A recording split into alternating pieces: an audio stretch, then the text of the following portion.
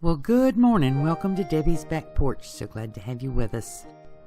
I know I've been posting a lot of canning videos lately instead of cooking videos, and it's mostly because of the season. This is my last canning video of the year. The weather's starting to cool down a little bit, and I've been saving up recipes for cooking videos, so we'll get back to that next week. In the meantime, I canned some chili con carne. I used the National Center for Home Food Preservation's recipe for chili con carne with beans, because you know I only can by safety tested recipes, and you can always count on National Center for that. I'll put the link to the recipe in the info section, and if you like our videos, give us a thumbs up and subscribe. Now let's get started. Before I start, I want to show you this. I was cleaning out a cabinet in my basement and found these tomatoes from July of 16. Don't ask me how. It's a long story. Anyway, I'm not going to use them. What I'm doing here is showing you the Tatler lid from a can that's 4 years old and has been stuck down in my basement unnoticed for 4 years. I'm showing this because right now there is a shortage on metal lids, and there's a lot of gouging going on. I have seen $12 for a pack of metal lids, and I just think that's shameful. Tatler has not gone up in their price. I don't work for Tatler. I don't get anything for pushing Tatler lids, and I'm just showing this because some people are afraid to use them.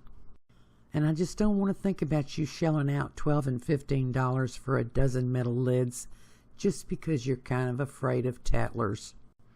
And just a quick warning, please do not post comments about how you ate your grandmother's 20-year-old canned goods, and please do not give me any grief because I'm going to throw these away. My limit on canned goods is about 18 months, and to me, after that, they're garbage. There's no waste involved. The waste happened when I mislabeled and didn't keep track of my canned goods. Now we start with the beans, and this is kind of a long process, so I'm going to go as quickly as I can. Last night, I washed and picked 3 cups of beans and put them in to soak with plenty of water. This morning, I'm checking them. This morning, I rinsed them, covered them with 5½ cups of cold clean water, added 2 teaspoons of salt, brought them to a boil, and let them cook for 30 minutes. No matter who tells you otherwise, you should never can dried beans that have not been rehydrated. Putting unrehydrated dry beans in a jar with water and letting them cook in the jar can result in a deadly brew. I'm going to bring this up to a boil, turn on my timer, let them boil for 30 minutes, and I'll be back. After the 30-minute cook, rinse and drain, set them aside while you do the rest of your prep. Next, we brown 3 pounds of ground beef. I want to insert a little note here. If I were canning ground beef by itself, after I crunched it up and browned it like this, I would rinse the fat off.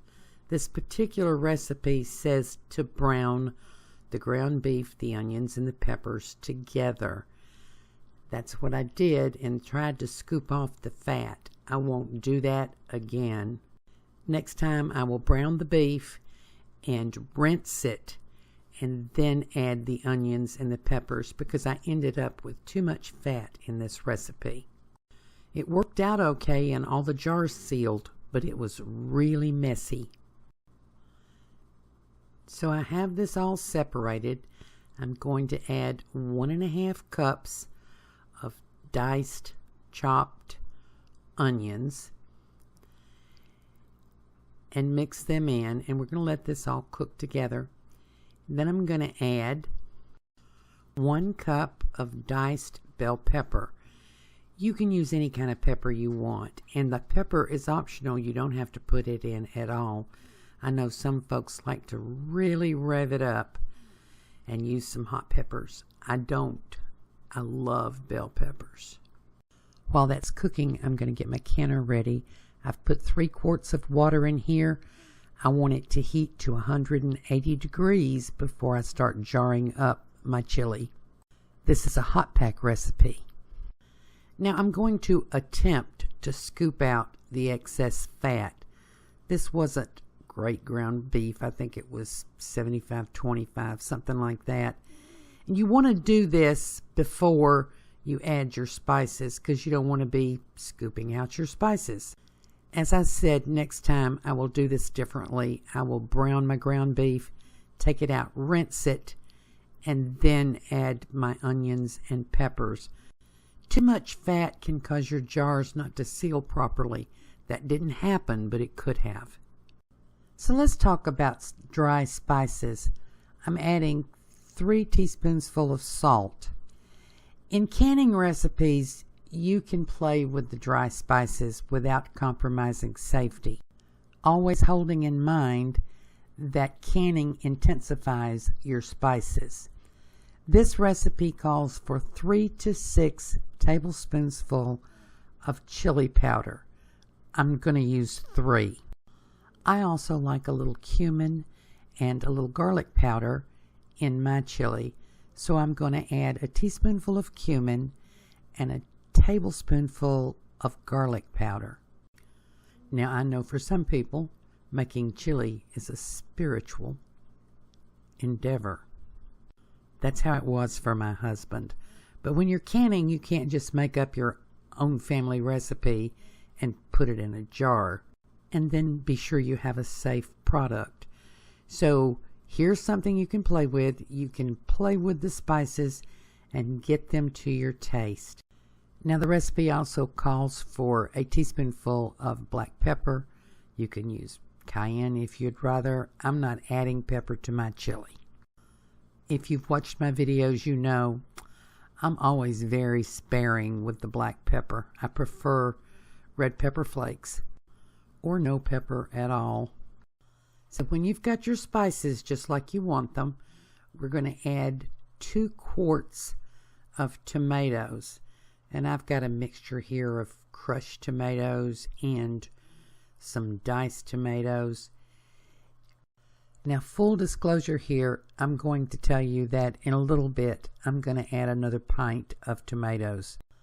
And I'll explain to you why in a few minutes. It's not something that's going to compromise the safety of this recipe, but the recipe does call for 2 quarts.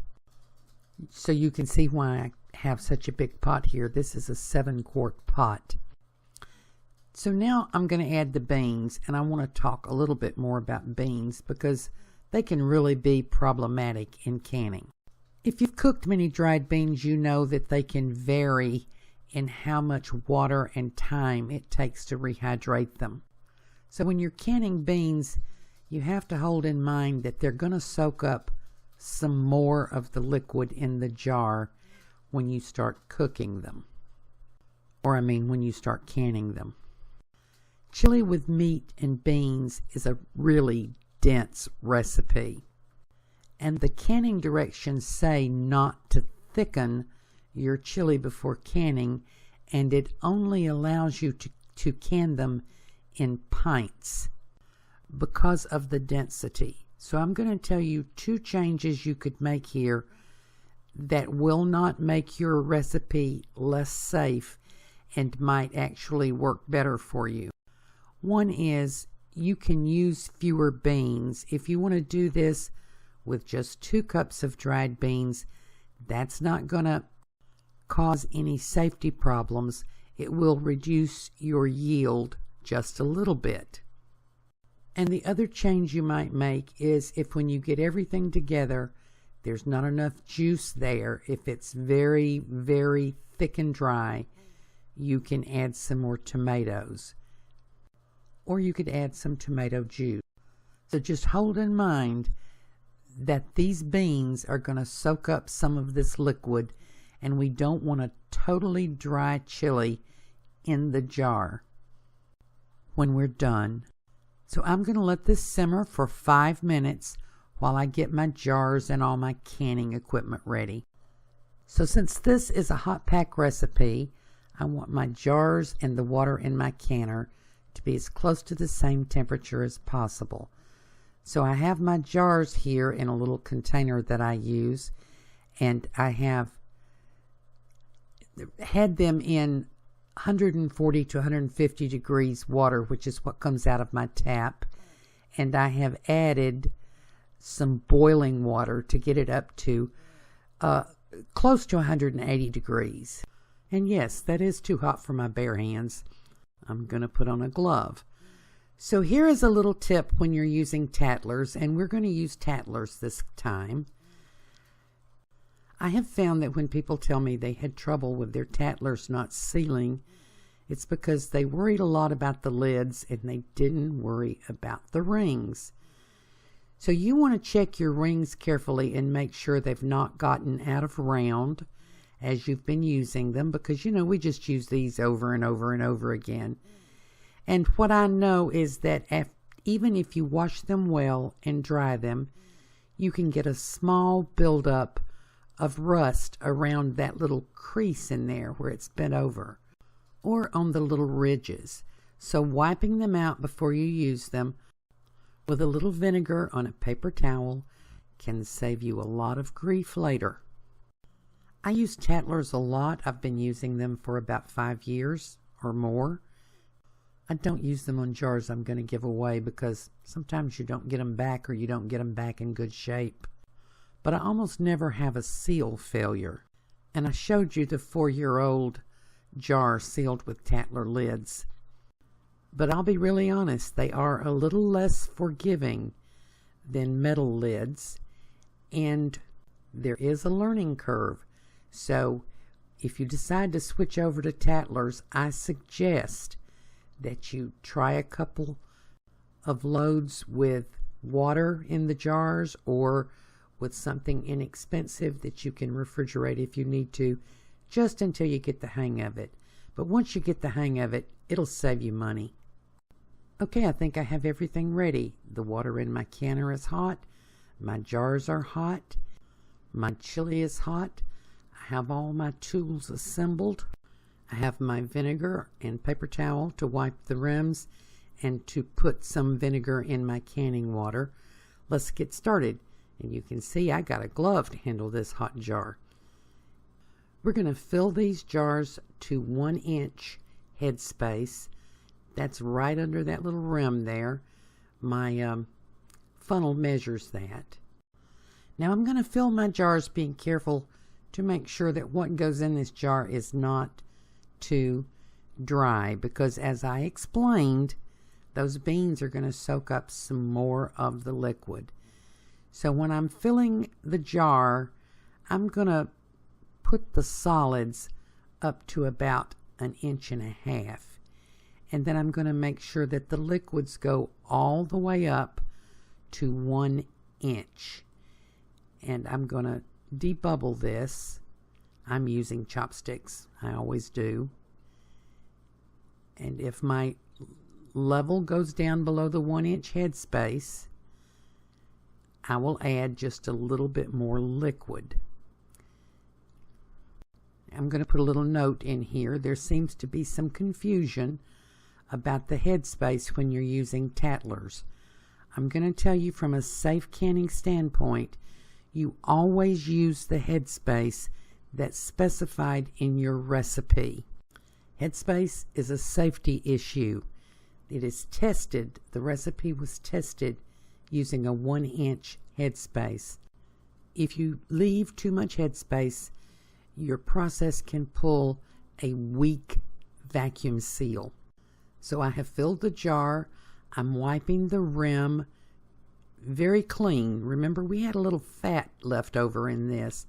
I want to make sure there's no fat anywhere on the rim. And I have my tattler rings over here in some warm, well, a little more than warm, probably 140 degrees water. And by the way, I put just a little bit of vinegar in that water when I started to soak them. I wipe the inside of the lid with the vinegar.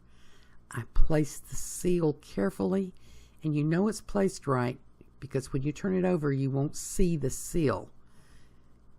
You only see the white lid. I place it on the jar, take my ring that I've cleaned out very carefully, turn it backwards just a little bit so that it seats on the rungs, and then turn it until the jar starts to move. Hold it and turn it another 1/4 to 1/2 an inch. That's finger tight, using just your fingers. This one goes into the canner, and I'll do one more for you. Okay, empty the water out of your jar. Put on your funnel. Fill your jar, being sure to have plenty of the liquid in your jar.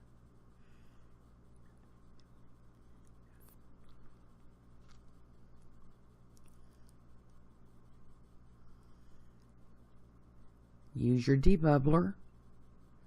Get any bubbles out. Check your headspace.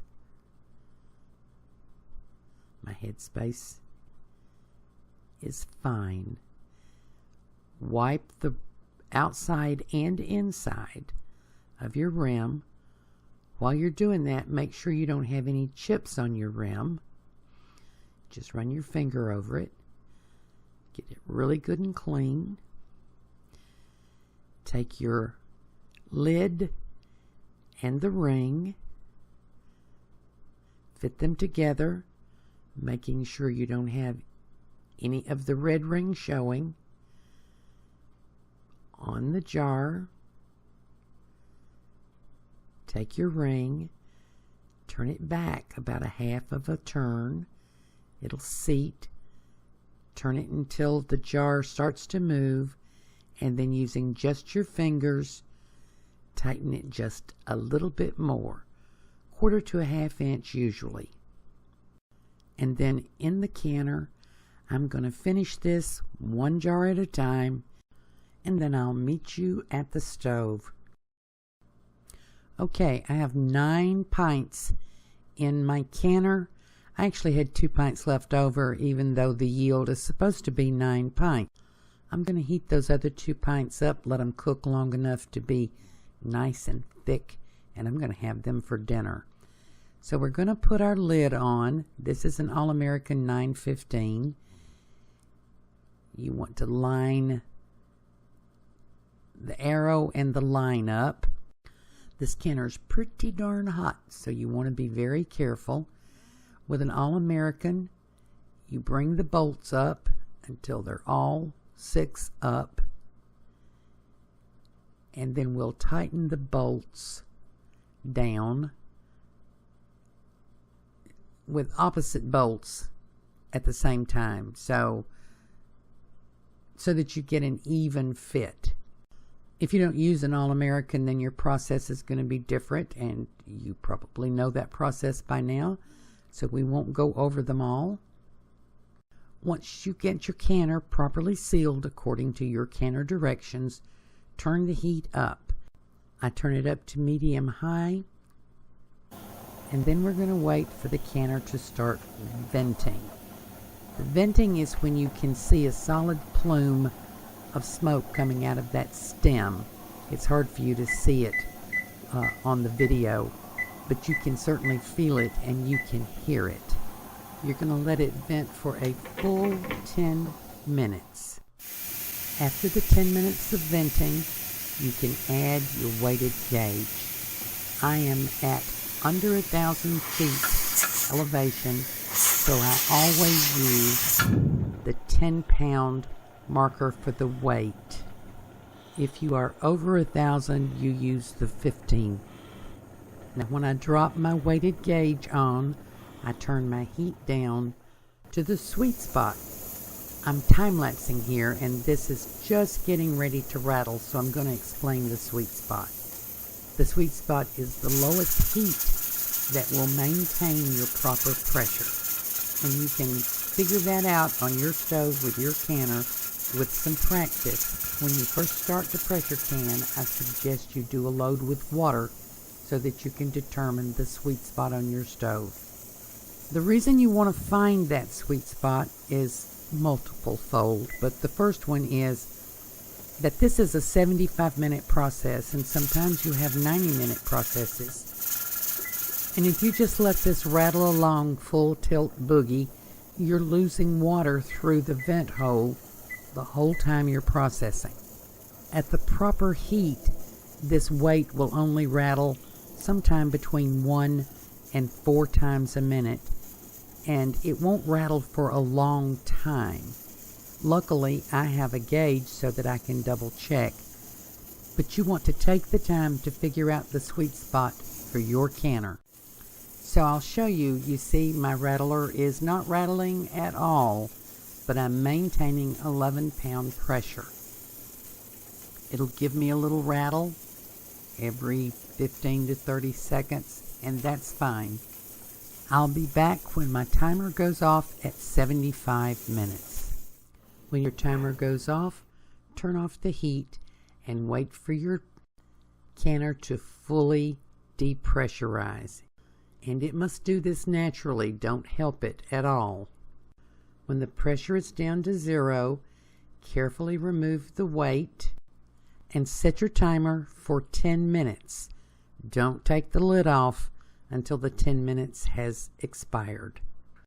Because even at 0 pressure, there's a lot of steam in there, and it's really hot. And I have to tell you, that's the point at which most burns for canning can happen. So to open my canner, I unscrew these bolts and let them drop. Your canner may be quite different. I've canned with lots of canners, and the procedure is the same on all of them, just the hardware is different. When you take the lid off, be careful to open it away from you so you don't get that steam in your face. Then you're going to set your timer again for 10 minutes, and I'll be back. After the 10-minute wait, we carefully take our jars out. Now, this is a place where tattlers are different than metal lids. When you take the jars with metal lids out, you never touch the rings. You don't want to tighten them. But with tattlers, you do. I have a silicone cutting board here because you don't want to set your jars directly on something hard. You can put a clean towel down on your counter and put them on that. Now I'm going to take these jars out one at a time, and because I'm using the tattlers, I'm going to return the ring to finger tight. I'm not going to crank it down hard. That could break your seal. I'm just going to return it to finger tight to hold the tattler lid in place while the jars cool. The vacuum is pulled tight, and I do that with, I put a dry towel over it, and I use an oven mitt to protect my hand from the heat. I don't think you could see that one. I'm going to show you another one. Taking out my jar, I put a dry cloth over the jar, and be careful because there can be some water up there. Hold it with an oven mitt, and then just with my fingers, I return it to finger tight. I do not tighten it down hard.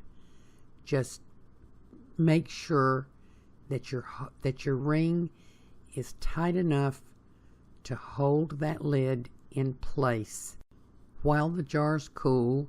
And if you're using regular metal lids, don't do this at all.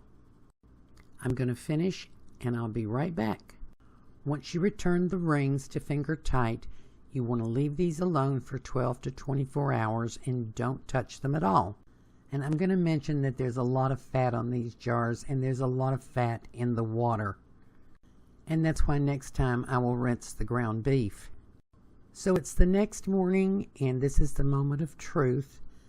These jars are really fat. They have a lot of fat. But I'm going to show you how to test your tattlers to make sure you have a seal. And these all sealed, by the way, in spite of the fat. So to test for the proper seal, you want to lift the jar holding only the lid. And I have to say, because of the fat, that's kind of hard. It's kind of hard to get a hold of it. I've got one here. I'm going to see if I can't give you a good illustration. I'll have to test these again after I wash them, just because they're kind of slippery. But you can pick the jar up just by the lid, and that's how you know you have a good, there you go, I got it, a good vacuum seal. Now, I failed to get a photo with the rings off, sorry, but you do want to always take the rings off before you store these jars. This is my go-to chili recipe for canning. I hope you try it. I hope you like it. And I hope to see you again tomorrow on Debbie's Back Porch.